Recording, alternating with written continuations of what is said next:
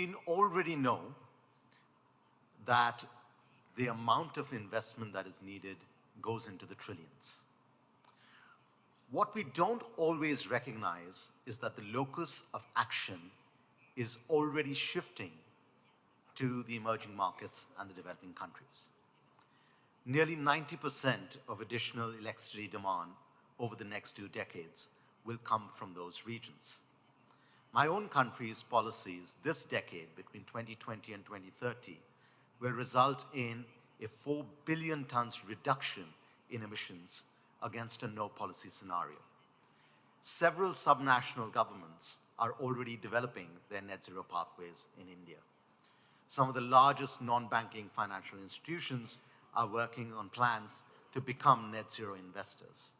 There are new regulations, taxonomies, instruments, and institutions that are being developed.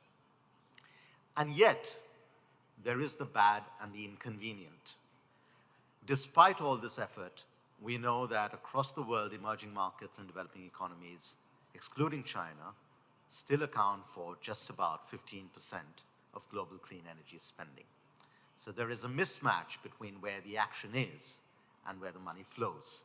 Or as I like to put it, money does not flow yet to where the sun shines the most. So the question for us is, how do we move from ambition to action to acceleration? Mr. Secretary General, global collective action needs global collective coordination. Each actor, whether it's a national government, a subnational government, a corporate, or a multilateral development bank, has a role to play. We must recognize that we are running a marathon and a relay race. None of us can afford to drop the bat.